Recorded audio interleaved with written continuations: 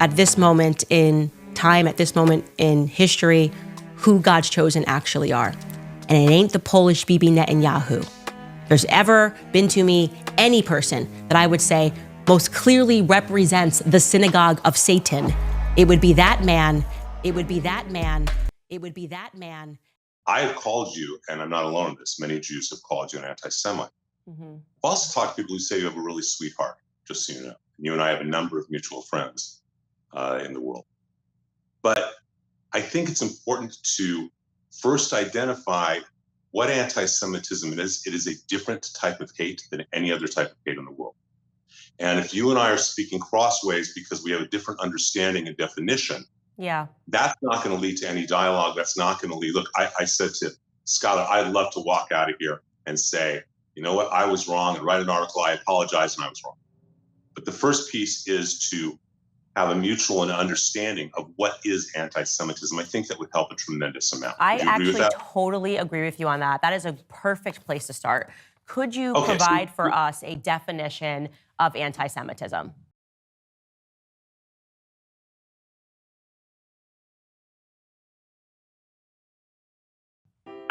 Absolutely. I really appreciate that, because I think that is the break. If we're not speaking the same language, where can we go, right?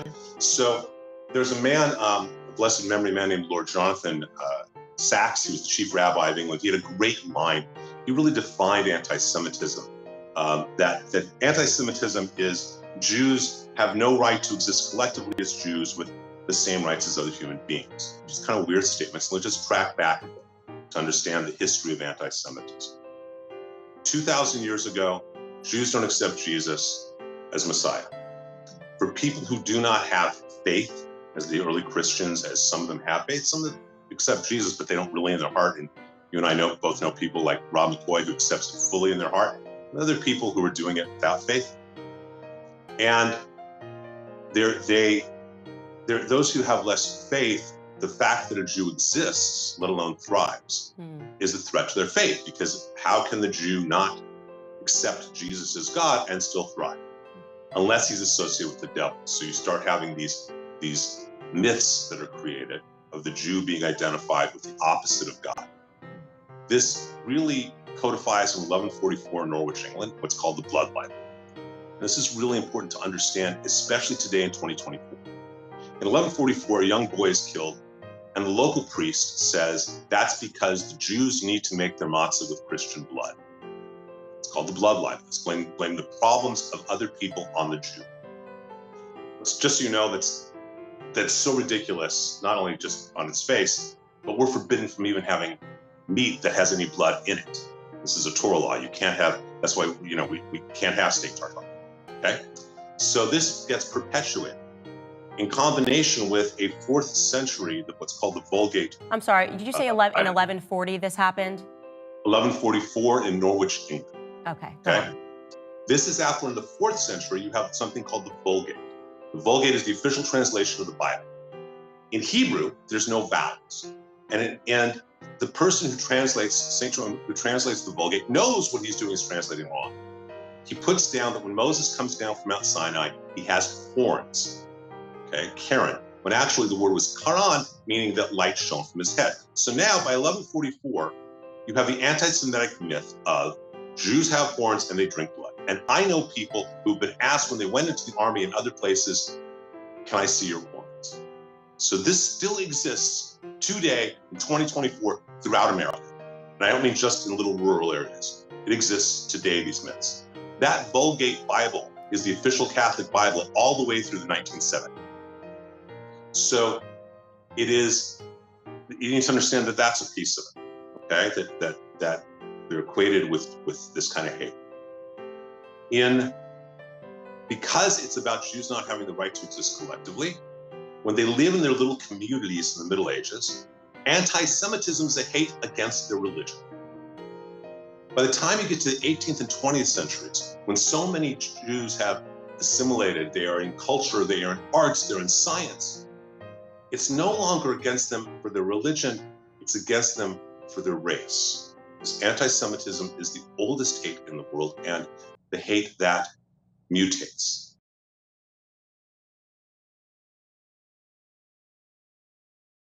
You said it's a hate that mutates. Correct. So your belief then is that the definition of anti-Semitism can necessarily change. Is that correct? It's not just my belief. It is the commonly accepted understanding in both the Jewish and academic worlds. I mean, anti-Semitic statements are never good for anybody, right? It's kind of like being anti-black. But, you know, it's really interesting. I didn't realize that I could be considered anti-Semitic till I read one of the definitions of anti-Semitism. Look at this. The definition says, making mendacious, dehumanizing, demonizing, or stereotypical allegations about Jews as such, or the power of Jews as a collective, such as, especially, but not exclusively. This sounds like let it go by. All right, so it says, think about it, that sounds like the type wording that's in the contracts, right? Indeed. Okay, it says, such as, especially, but not exclusively, the myth about a world Jewish conspiracy or of Jews controlling the media, economy, government, or other societal institutions. Isn't that what you said? That Jews run everything? Yeah, but that actually is considered to be anti-Semitic. Right. So I didn't realize that it was anti-Semitic to say, hey, you know, I have a Jewish attorney, I have a Jewish record label, I have a Jewish contractor, I have a Do you Jewish... regret your statements? But it's statements you think you should be walking back?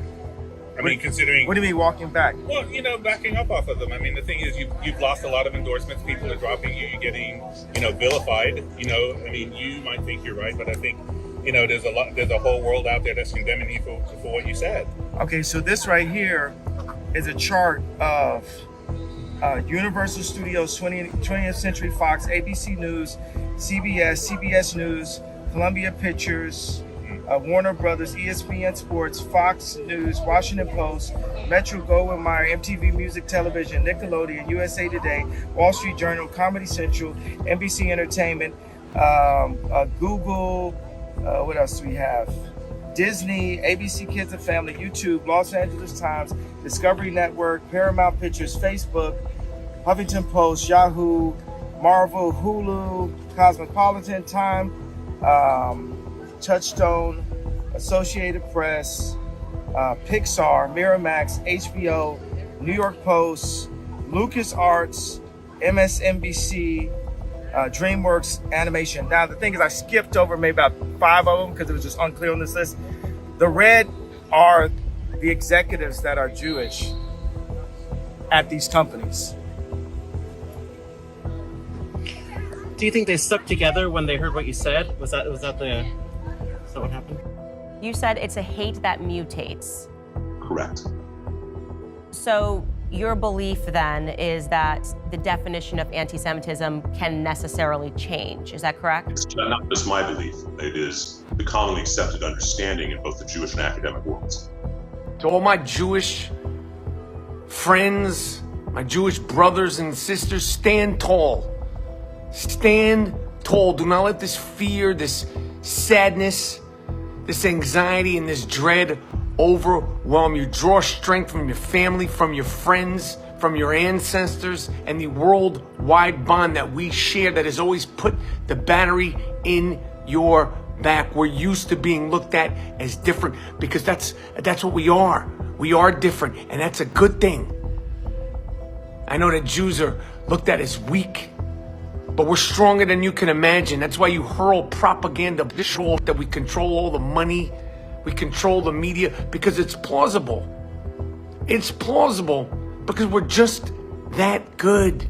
Smart, compassionate, moral, and strong people. And we need to stand taller than ever against all those sick, dumb, uneducated black tar in their blood who hate Jews because they ain't.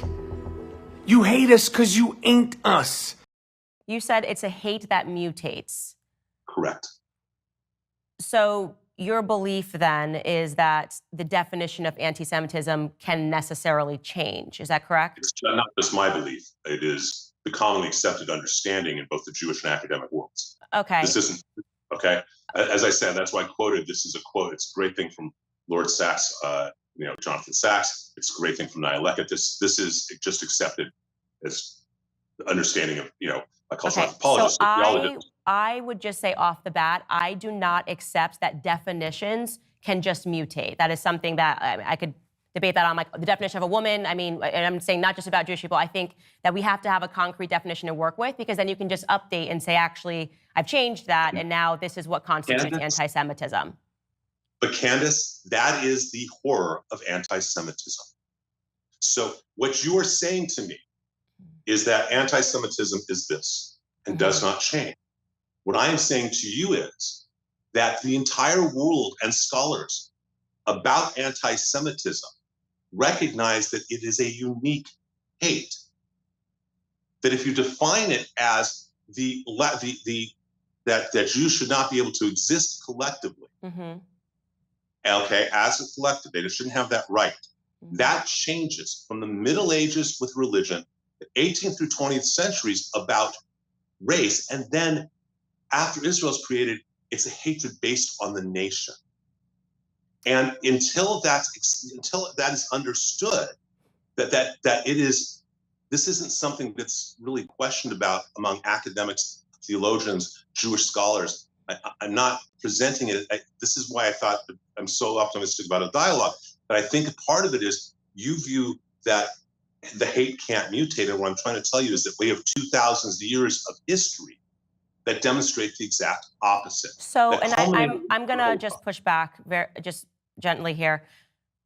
For me personally, if I thought that racism could just be an ever-shifting definition based on the experience of Black people, it would be a remarkable power, and I would be able to create something like BLM, which could say that everything was racist. So I am not going to be able to agree that definition should be able to transform according to what's happening during the day. But here's what I will say. If you could, just because I think it's really important for us to get to going through this article, because then you might be able to explain why you view it as anti-Semitism. If you could just give us what you are saying the current definition of anti-Semitism is today, that would be very helpful. The current definition of anti-Semitism today has to do with what the feelings are. Okay, then you go on to talk about me attacking Rabbi Shmuley. My audience has already seen him attacking me over the last 2 years. And I'm just going to ask you a basic question. Does a Black person or any person have a right to defend themselves? Absolutely. Okay, because that is interesting, because Rabbi Shmuley and his daughter have attacked me and made videos of me for 2 years straight. I have responded once, and you're basically saying that I'm anti-Semitic for responding. So I want your perception of when it is that a Black person's allowed to respond. So Candace, first of all, I know Shmuley peripherally. We've probably met a half a dozen times. Okay, he is an incredibly knowledgeable man. He formed L'Chaim Society at Oxford. Incredibly knowledgeable man, and with 9 kids, right? And we have something in Judaism, predates Christianity, but it's also Christianity as well to an extent, called Lashon Hara, the evil tongue. That to gossip, to say certain things like that is really a huge avera. It's a huge sin. It's a huge chait. I don't know all the things that he has said about you. I do know he's called you an anti-Semite, and so have I. That's not a personal attack on you and your family. For you to call a man who is extremely knowledgeable an unholy rabbi and his hag daughter, forgetting about what he may or may not have done, if he's attacked you personally, if he's said whatever horrific things about you personally, that you are a blankety, blankety, blankety, blankety, blank, he's wrong. If he's attacked you or your children or your family, your mother, for you to, rather than comment on whatever he's done, to call him an unholy rabbi, that is way out of line. You don't even know what a rabbi is supposed to do. So let me ask you a question. There's no Jew, by the way, do you view that as anti-Semitic for me to respond? So it's okay, so he can attack me for 2 years. Is he a racist, just to be clear? I don't know how he attacks you, so I can't comment. So what if I say that the definition of racism changes, and if you attack a Black person, you're a racist? Candace, you don't get to get away with that. It depends No, how I'm it asking changes. because at the beginning of this discussion, you How did did he say attack that you? you can't How tell did a black he attack you? It's been 2 years consistently of him and his Okay, daughter attacking me, wait, saying that. Candace, I wasn't there. I'm asking you. I'm asking with all Okay, but if you're legitimacy. saying that you weren't there, why would you Tell put me. this into writing? Wait. Isn't it Wait, incumbent upon tell you to me. research what's happened before you start saying to No, me that because- defending myself is anti-Semitic? Isn't it Wait, incumbent upon tell you me. to research what's happened before you start saying to No, me that because- defending myself is anti-Semitic? Isn't it Well, incumbent upon tell you me. to research what's happened before you start saying to me that defending myself is anti-Semitic? Candace, if he attacked you personally, if he said you were a black fill in the blank, then he should be reprimanded that, but it doesn't justify what you did. You don't know what a rabbi does. You don't know our theology. How dare you call him an unholy rabbi? How dare you go into the misogynistic, the anti-Semitic trope of his hag daughter, something used throughout the late 18th and early through the early 20th century. Sorry, hag is now anti-Semitic? That is a term of his hag daughter that goes back into the witches of Eastern Europe. Why did you have to call her a hag daughter? Just Tell to me be that. clear, because she's a witch. I think she's a witch. That's not because she's Jewish. Let's stop right there. I would call Wait, someone I a wanna hag try of and any get- color. I think she's a witch. What Wait, they have done over the okay. last 2 years, I believe his daughter is a hag. I said that because that's what I believe. You may disagree Okay, with me hold on on a that, second. but to say I'm that that's accepting that. anti-Semitic is ridiculous. I would call any person a hag. Candace, I'm going to be very clear without trying to be insulting. So please forgive me if it comes off wrong. Okay, it's not meant to. No, it's fine. You can insult me.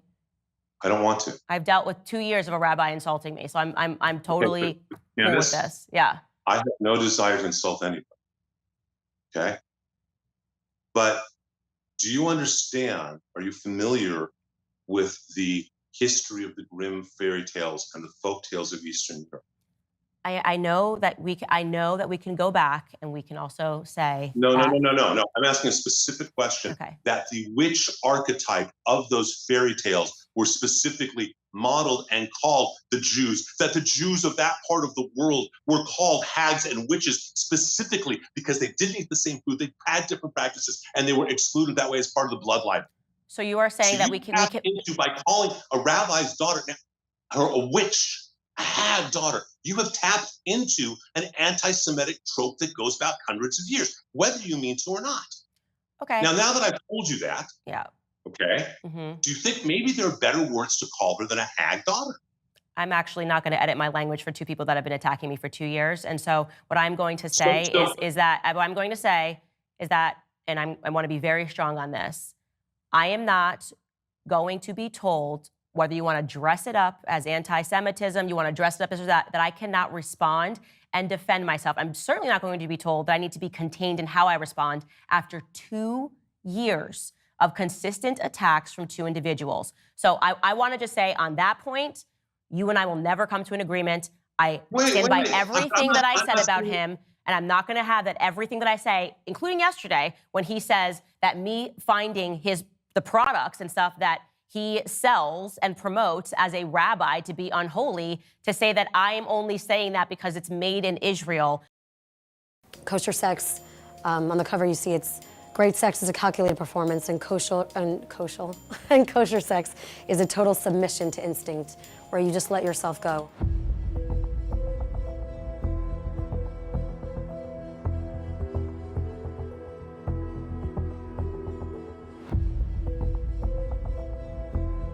Hi everyone, out of an abundance of gratitude to our friend and brother Muhammad Hijab, who debated me on Piers Morgan. Millions of people watched it. Intimacy Company with Hannah Runs, based on my book.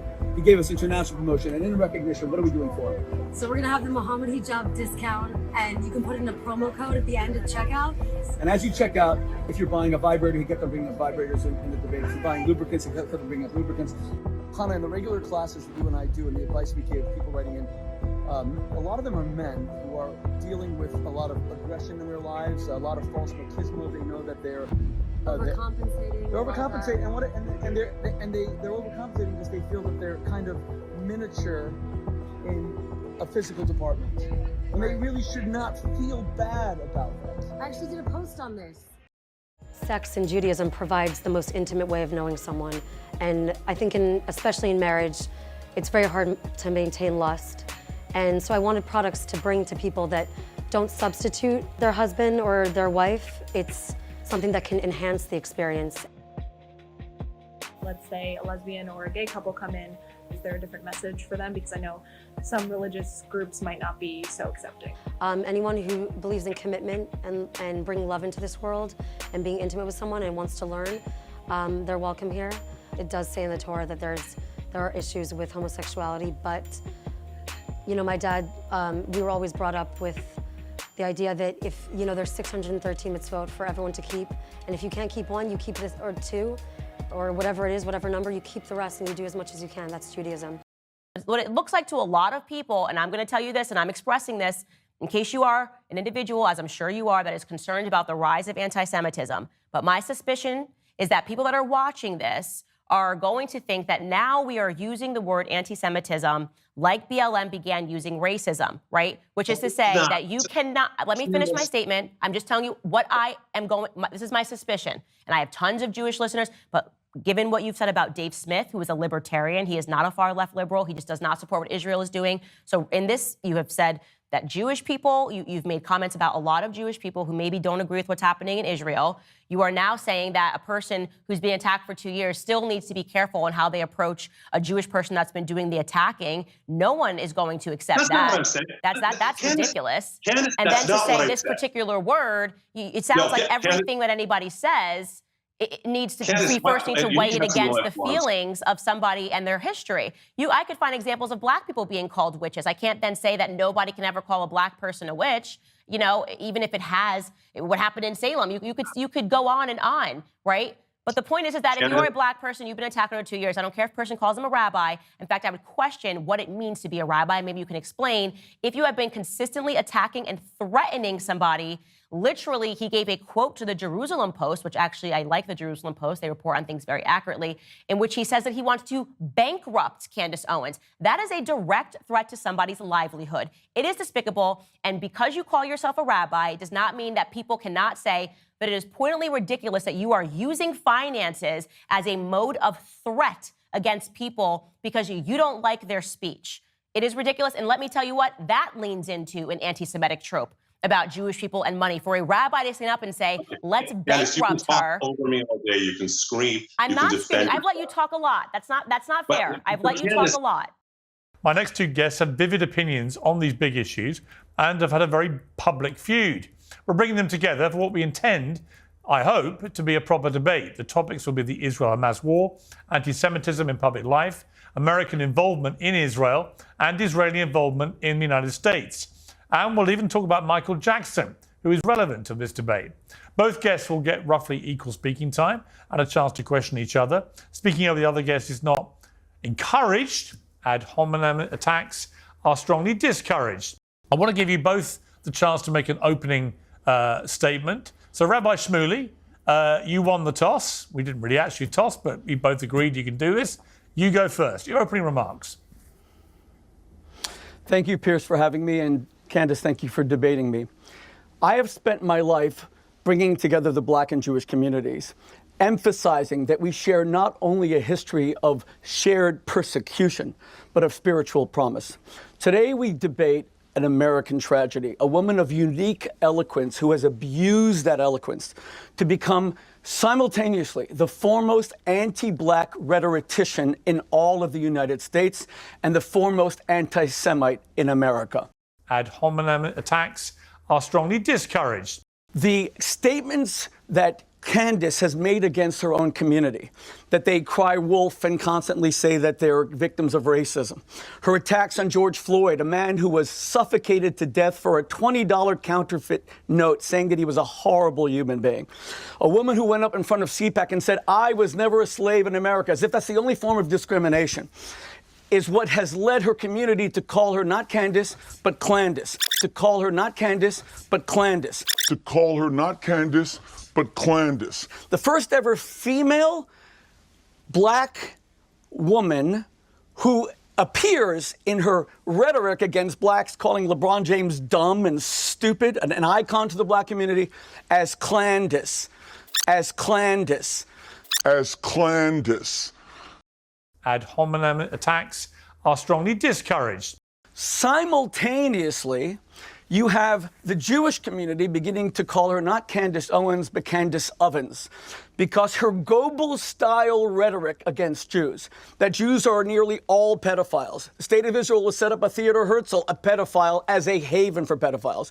That Judaism is a demonic, satanic cult that only protects pedophiles. And by the way, her absolute obsession with Jewish sexuality and Jewish genitalia, the first lady of France, Brigitte Macron's genitalia, is disturbing. It's one of the reasons I think she hates Sigmund Freud so much, because she's a Freudian field dream in terms of his arguments that the greater the sexual suppression and repression, the greater we see violence. Rabbi Shmuley, I'm interrupting because you've now been speaking for 3 minutes. One final point. So Candace will get exactly the same amount of time. It's up to you, but it's an opening statement, right? And what I would say... May I just say finally, if I may? Well, if it's quick, The biggest issue I have with Candace, to be honest, is that she claims to be a Christian. Candace, didn't Jesus say you're supposed to love your enemies? Is the love you show me that you call me filth twice on the last show that you did with Pierce a piece of filth? You're supposed to love your enemies. Is that turning the other cheek? And Pierce, you're an English gentleman. I've known you for many years. You allowed her to say that without even a piece of filth. When Jesus said that you're supposed to turn the other cheek, where have you ever turned the other cheek? When Jesus said that the meek shall inherit the earth, the arrogance, the nonstop attack against Jews, the demonization. If you are a Christian, then I am the second coming of Christ. Okay.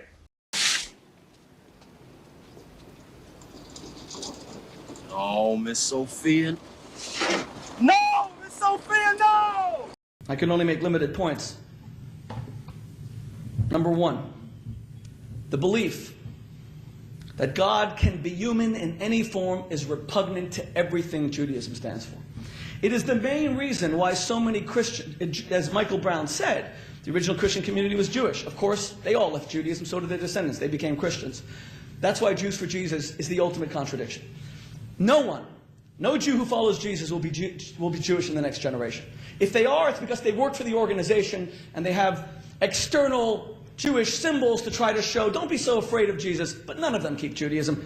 This is the spiritual extinction of our people. Here's proof. Michael Brown is one of the people I most love and respect. It's crazy because we're big adversaries in debates, but he's a thoroughly good man, a deeply spiritual man. But there is, aside from his actual Jewish birthright, which is forever and it will never be taken away, there's nothing Jewish about him. Mike is a Christian. He runs a Christian missionary school. He is an ordained minister. He is only Jewish when he comes on this podium, and that's okay, because he'll be my Jewish brother forever and ever. But his children don't practice Judaism. They're fine kids, very, very spiritual Christians. God bless them. But there is absolutely nothing Jewish about it. Period. Jews for Jesus does not work. It leads to the spiritual extinction of our people. Because, as I said, point number one, the belief that a man could be God is repugnant to everything Judaism stands for. Judaism sees such a belief as nothing but the mixture of paganism into monotheism. And that's when Mike said Jesus accomplished so much in his lifetime. Of course, that's not true. He left behind so few followers that you can count them on 2 hands, or perhaps 3 hands. It was Paul that really sold Christianity, because he mixed in the pagan idea that Jesus was God. Jesus called himself the Son of Man. It's only in the book of John that you really see him talking about himself as God. But then again, the book of John is very suspect because it's so deeply anti-Semitic. You have Jesus saying in the book of John things like John 8:44, you Jews are of your father the devil, and your will is to do your father's desires. He was a murderer from the beginning. Jews are all murderers. We've heard that before. They drink Christian blood, mix it into their matzahs. Now you know what the origin of this stuff is. And here's what I would like to say to you, Rabbi, since you're quoting scripture, okay? The one that's relevant to me is, woe unto them that call evil good and good evil, that put darkness for light and light for darkness. And if you'd like to dive into a little more scripture, I think what's relevant is Revelation 3:9. Behold, I will make them of the synagogue of Satan, which say they are Jews and are not, but do lie. And I'm speaking directly to you, Rabbi Shmuley. Revelation 3:9, behold, I will make them of the synagogue of Satan, which say they are Jews and are not, but do lie. Revelation 3:9, behold, I will make them of the synagogue of Satan, which say they are Jews and are not, but do lie. And I'm speaking directly to you, Rabbi Shmuley. And I'm speaking directly to you, Rabbi Shmuley. And I'm speaking directly to you, Rabbi Shmuley. The fact that you would try to say, I am Jewish, and this is what I believe, and do and say the things that you are doing. People can see and hear evil, and what you are doing right now is an act of evil. The lies that you are telling, not just on me, but also on my family members, are a good example for the world to see what we are referring to when we call something radical Zionism. That's 4 minutes you've spoken to. Out of fairness, Candace, if you want to use 4 minutes to respond, you can. All I would note, Rabbi Shmuley, is you've spent 4 minutes personally attacking Candace Owens. I set this up as a debate about what is happening with the Israel-Hamas war, anti-Semitism, and so on and so on. You've turned it all completely, immediately, into an ad hominem onslaught against Candace. How could you possibly say that? You are speaking to a woman who says the Jews are a ring of demonic pedophiles, and you're saying that I have no right to defend my people. You know, Pierce, you have to stop this once and for all. There was nothing ad hominem at all. All right. When Candace says that the black community is a bunch of crybabies, okay. Everything I said was policy. I could not disagree more. Candace will now get the same amount of time, if you want it, Candace, to respond. Thank you, Piers. And I don't think I really do need to respond to the ad hominem attacks. I think actually one of the things that plausibly unites people across all religions, Muslims, Jews, Christians, is that we all recognize that Rabbi Shmuley is unhinged. He's just mentally, in my view, unwell. And I don't say that as an attack. I say that as just a reality, because I've never seen someone just make things up out of thin air that were never said. And trying to screen that as a defense of black people. The black people will never accept Rabbi Shmuley after Michael Jackson put him on a list of people who he felt were ruining his life. So you can stop your pleas with Black America, they won't work. Now, going back to the context of what you've asked us to speak about today, you know, I think one of the things that the world is recognizing, and what we've always recognized, is that there are radical fringe sects that break out within every single religion, amongst every race. There's white supremacy, there's black supremacy, there's radical Islam, there are all of these Christ cults around the world. And I think right now it's important for people to understand that radical Judaism is also a thing, and you're watching an example of it right now on your screen. The person sitting across from me, or sitting next to me, I guess, posted on his Facebook page in 2016 a tribute to someone who he said was his mentor. That was Rabbi Menachem Schneerson. He said he was his mentor and his friend. Now, for those of you who are not familiar with Rabbi Schneerson, there were some Jews who believed that he was and is the Messiah. So rejecting Christ, but believing that that rabbi was his Messiah. Now, you may remember in the news recently, there was this radicalized faction of the Lubavitch Orthodox community in Brooklyn that were digging tunnels in Brooklyn and hurling benches at police officers. Police make a wild discovery underneath a synagogue in Brooklyn. An illegal tunnel found below the Chabad Lubavitch World Headquarters in Crown Heights. All right, Fox 5's Lisa Evers takes a look at how it was discovered. 9 men are facing charges this afternoon after police say they dug a secret tunnel into the sanctuary of the Chabad Lubavitch headquarters in Brooklyn. The men, described by police as extremist students, are accused of digging the tunnel so that they would be able to have access to the sanctuary after hours. And when a cement truck was brought in to fill that tunnel, the men stood in the tunnel, refusing to leave. The discovery of a secret tunnel eventually led to a massive brawl inside a 100-year-old synagogue in Brooklyn, New York. Known as 770, the synagogue serves one of the largest groups of Hasidic Jews in the world. Now, luckily, no injuries were reported from this brawl, believe it or not. But what the hell sparked it? What is behind the brawl in the first place? What got people so fired up? Well, it was all over the discovery of a tunnel and an attempt by authorities to fill it with cement.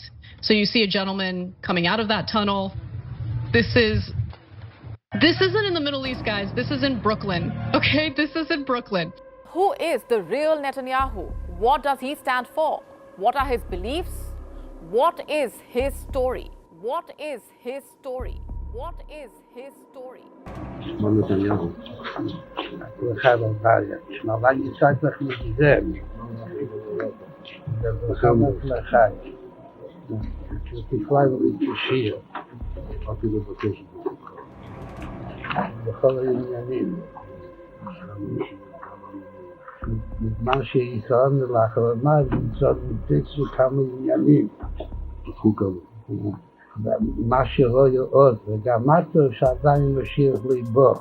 אז הייתה משהו ממה ידיעתו. הכנראה שהיא מספיק, כאילו שהיום כבר כמה שוד בגיר ועדיין ליבו, אבל יש עוד כמה שעות, אז יש להשתדל גם היום, בבשורות טובות.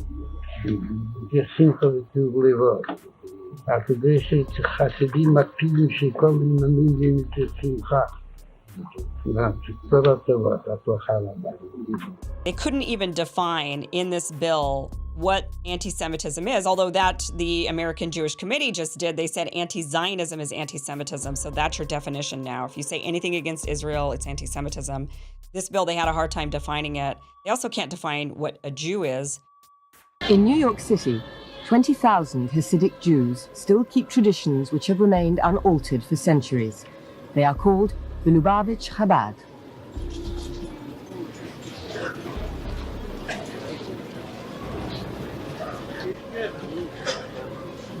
The Lubavitch believe that they have the answer to the question, what is a Jew? Or more precisely, what does God expect of a Jew? God expects that a Jew should be someone who sticks rigidly to orthodox practices and to a fundamentalist reading of the Jewish Bible, the Torah.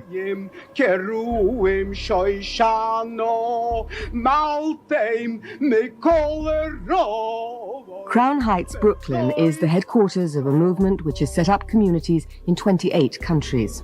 The influence of the Lubavitch is felt worldwide, but most notably in Israel, where Orthodox religious parties would like to achieve a purely religious state. Hasidism began in Eastern Europe in the 18th century and was argued over even then. It attracted thousands to its emotional, mystical worship, but existing orthodoxy opposed it. Hasidic life centers on a charismatic leader known as the Rebbe. The Lubavitch Rebbe is Menachem Mendel Schneerson. He's the seventh in a dynasty which stretches back 200 years. He is revered by his followers as father, guru, king, miracle worker, perhaps even Messiah. This story begins in October 1949, 1 year after Israel's formation. This is when Netanyahu was born, the second child of a historian. His paternal grandfather was a rabbi and a Zionist writer. His name was Nathan Milikowski.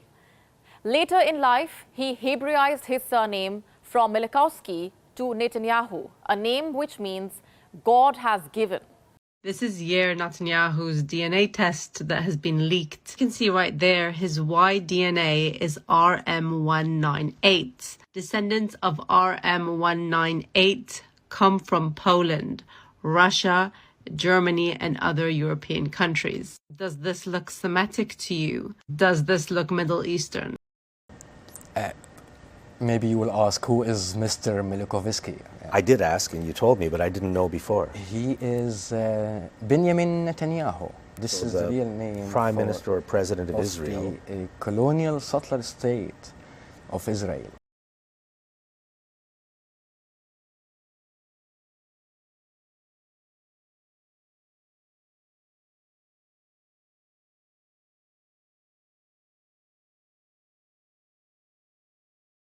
Well, and by the way, this is per the Times of Israel, that faction of individuals are followers of Rabbi Schneerson. So again, you have Rabbi Shmuley who believes that that's his mentor. They believe that he was the Messiah. What is it?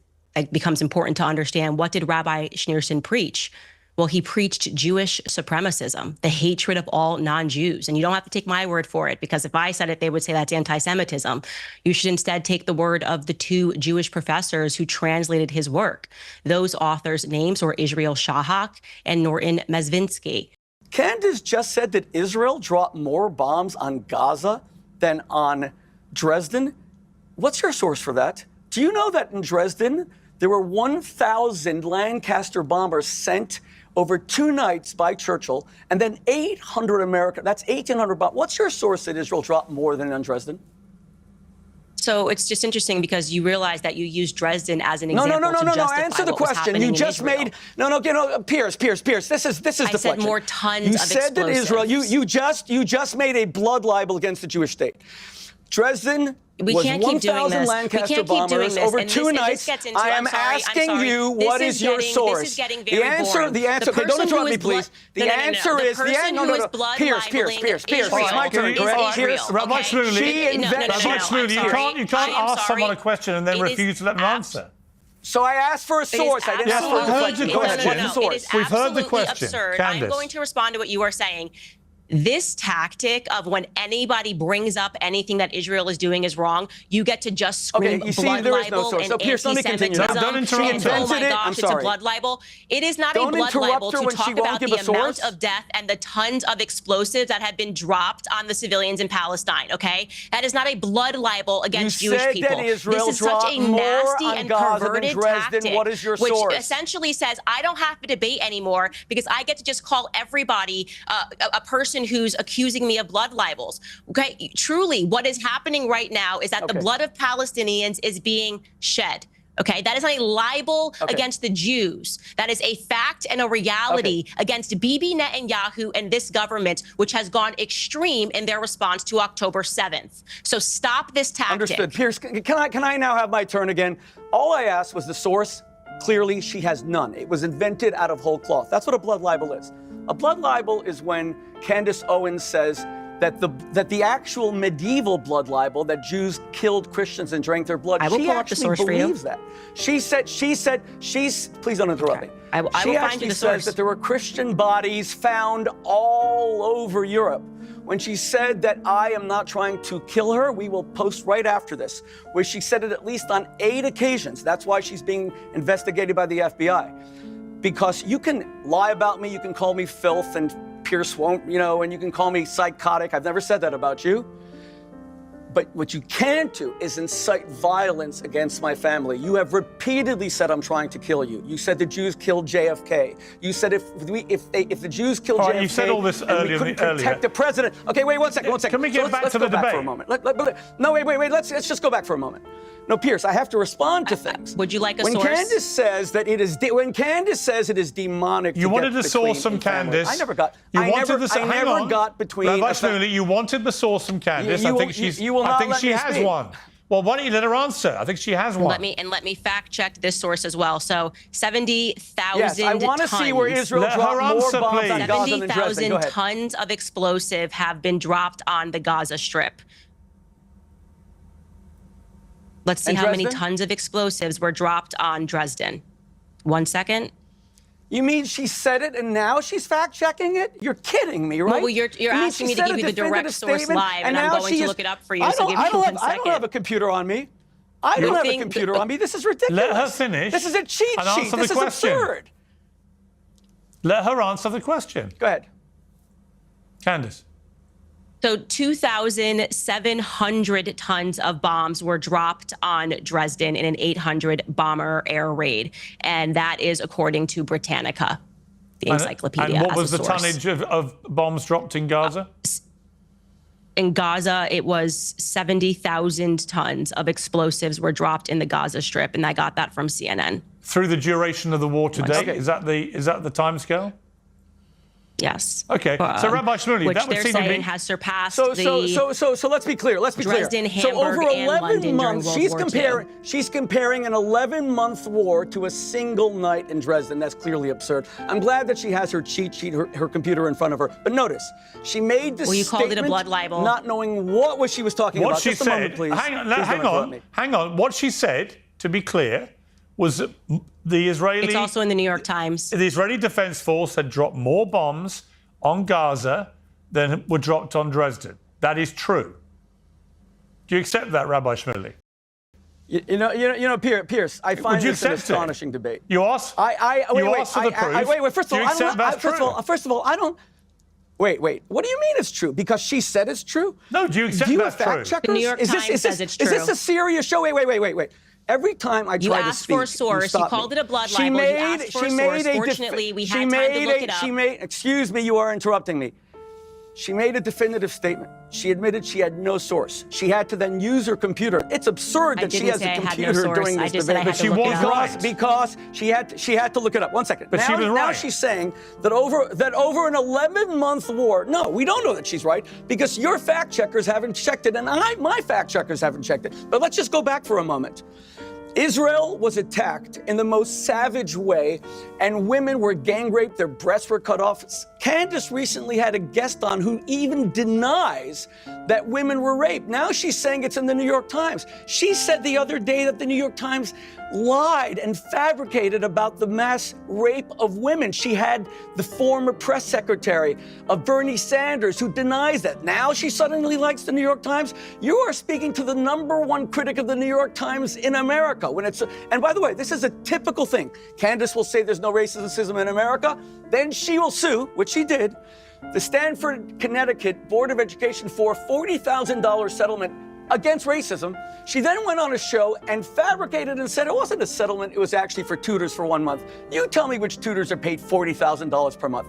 She will say that I have no right to bring up her family. First of all, I didn't. It was her own father-in-law who condemned her. But she can bring up Brigitte Macron. She can bring up Emmanuel. She can destroy their marriage. Obsess, and you were very good on that, Pierce, challenging her. She can destroy other people's marriages. And you know what's also interesting? But hang on. The day after. Wait. Don't just keep talking. One final point. The day after October 7th, she said nothing for a few days, never condemned it. Yeah. And when you asked her on the show, she said, Pierce, I never talk about anything international. Is Brigitte Macron an American? But so she can speak about the genitals of the First Lady of France for months, but not condemn the gang rape of Jewish women? I've already said to Candace, I don't believe a word of the Brigitte Macron thing. What I would say about what you've just quoted Lord Farmer as saying, you said that he condemned Candace in the statement he put on X. He didn't condemn her. I've just read it again, and there's no condemnation of his daughter-in-law. He simply set You're out... kidding. Read the first line. In view of public comments from a high-profile member of my family, I want to put my own views on anti-Semitism and Israel's current military campaign in Gaza on public record. Where's the condemnation? Thank you very much. Candace? Thank you. So where's the condemnation? Thank you. So let's get the time... Candace, why is it, do you think, that so many people in the Jewish community believe that you are anti-Semitic? I think that's actually a very good question. And just to go back, I'm going to answer your question. I just want to make sure people are recognizing, because he said a lot of stuff there, he's not able to counter. He essentially tried to hold me to looking up the sources. We've now found the sources, and it's the BBC, it's the New York Times, and it is the Euromed Human Rights Monitor. We have found no sources, and we'll fact check it afterward. You looked it up during the show. I'm sorry. 70,000 tons of bombs were dropped on Gaza, and per the BBC, the British aircraft dropped 4,000 tons of bombs on Dresden. So just for clarity, in a single night, not 11 months. In a single night, correct. Please don't cut me off. I have not cut you off. He called that a blood libel because that is a strategy, which is meant to just distract people from the truth or looking into it. So you say everything you say is a blood libel. Oh, Miss Sophia. No, Miss Sophia, no! You are self-destructing before America's eyes because you have some issue with the Jews, not with Israel. So let me continue. You actually said that Theodore Herzl was a Frankist. By the way, when you attack Frankists as a bunch of Jewish pedophiles, you forget to mention they all became part of your religion. They all converted in 1757 to Catholicism. You always omit that. But you said that Theodore Herzl was a Frankist, and you said he set up the state of Israel as a refuge for pedophiles. This is before Gaza. This is before Rafah, as a refuge for Jewish pedophiles. You always refer to Jews as pedophiles. It's the main word you use about Jews. And every historian knows that what began in Norwich in 1099 with the first blood libel, where the Jews were falsely accused of taking a Christian child and drinking his blood, you actually believe that. You said that Christian bodies, this is before Rafah, this is before Israel, that Christian bodies were found all over Europe. And when you speak about pedophilia, you know, it's funny, you just converted to Catholicism. In 2002, Pope John Paul II, a pope that you would probably like, he was very conservative. He was a great man, great friend of the Jewish community, recognized the state of Israel, sent an ambassador in 1994. He apologized, very frail, to the world Catholic community, saying that at least 2% of all Catholic priests were pedophiles. Later, Pope Benedict XVI apologized again. I met Pope Benedict, a great man, great friend of the Jewish community. He said it was 4%. Then Pope Francis raised it probably even higher, 6%. We know 1 million people, almost 1 million people, children in France alone, according to the French government, were abused by Catholic priests. But you've never once condemned Catholic pedophilia. Okay. Everyone knows it was the biggest scandal in the world, but only the Jews are pedophiles. Is that anti-Semitism? Okay, let me ask Candace, do you condemn paedophiles in the Catholic Church, Christian paedophiles? Yeah, he's just lying again. Actually, on my show, I spoke extensively about Frankism, and I told people that there was a conversion into the Catholic faith. And one of the things that I believe is that all of the Abrahamic religions have been infiltrated by Satanists, and that is what I've said. So they've decided to pull apart only the piece where I'm talking about Judaism and not where I'm speaking about all of the faiths having been infiltrated, and speaking about how it's important for everyone to recognize this so that you can realize that there is this sort of satanic cult that's operating within all of the faiths. And I think that they use Christians and they use Jews and Muslims as well. I've said that on my show multiple times, so he's just absolutely lying about that. I think the difference here is that you'd be hard pressed to find a Catholic that would in any capacity defend pedophilia. Now, regarding what he is saying that I said Judaism is filled with pedophiles, that is objectively a nonsense. I am a Christian. I'm aware of what the first 5 books of my Bible are. That would be me insinuating that, okay, well, the first 5 books of my Bible are inspired by pedophilia. That's absolutely false. What I said, and I'm hopeful that this is something that the rabbi will agree with, is that it is a fact that Jewish pedophiles, American Jewish pedophiles, escape and run and hide in Israel, where they are given safe harbor by the government. That is a fact. They will not extradite our pedophiles. That is an absolute nonsense, given the many billions of dollars that we give to Israel, that we can't get back the men that are raping children, okay? And I can't imagine a single person that would think otherwise, that that is not a nonsense and that we should not be giving back those pedophiles. And to be clear, it wasn't Candace Owens who researched and came up with this. It was an incredible Jewish organization that looked into this, talked about how wrong it was, and brought it into the mainstream media. If you don't like that Israel is harboring pedophiles, that's not on me. That is on the state of Israel. Okay, again, I am condemning the state of Israel for harboring American pedophiles and not extraditing them. Do you have a disagreement there, Rabbi? If so, please share.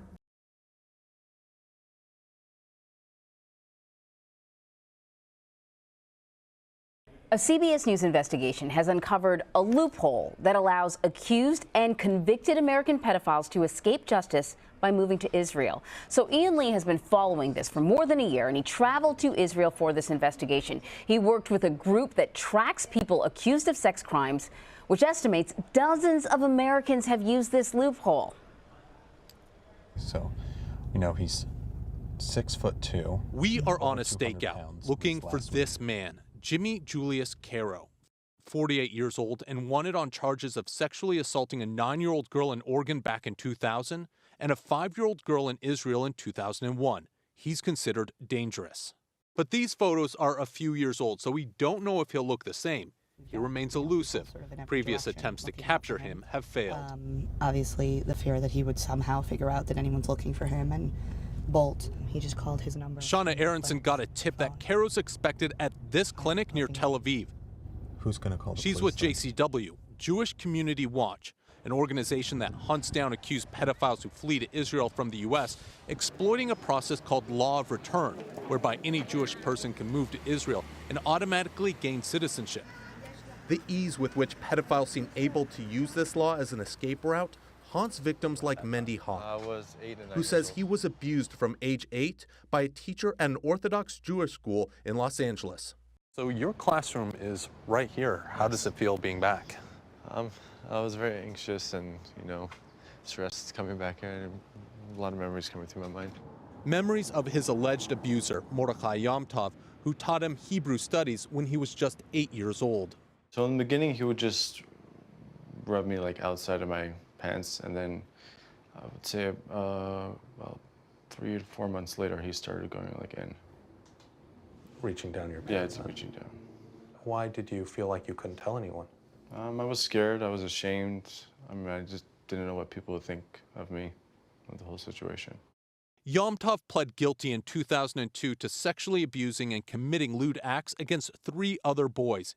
He served jail time, but when he was released, he violated his probation and, according to JCW, fled to Israel with help from individuals within the Orthodox Jewish community. JCW tracked Yom Tov down and confronted him with a hidden camera in Jerusalem, where he admitted to illegally fleeing the United States with help and using a fake passport to enter Israel. I was supposed to stay for 5 years in the same city. I was supposed to, let's see, trying to understand what sort of thing. I was supposed to go every 2 weeks to the police station. I left within a week later. He had this message for his victims. I'm very, very, very, very sorry. The other person in this video is Meir Seawald, the founder of Jewish Community Watch. He tells CBS News Yom Tov's case isn't uncommon in the Orthodox community. The same thing that's going on in the Catholic Church right now around the world, the exact same thing happens in our community. The rabbis say it's, you know what, he promised he's going to go for therapy, he's never going to do it again. Boom, he's in another community. A few years later, he's at the same thing, and we hear more allegations that the person continued to abuse children. And often, those abusers end up in Israel. What's your thoughts? Please be respectful with your comments. Also, please click the like, click the notification bell, and subscribe to this channel. Listen, Genesis chapter 11 verse 10 explains the genealogy of Shem. Shem was a black man in Africa. If you repeat this back, Genesis 14 verse 13, Abraham steps on the scene. Being a descendant of Shem, which is a fact, means Abraham too was Abraham, born in the city of a black man called Nimrod, grandson of Ham. Ham had 4 sons. One was named Canaan. Here, let me do some explaining. Abraham,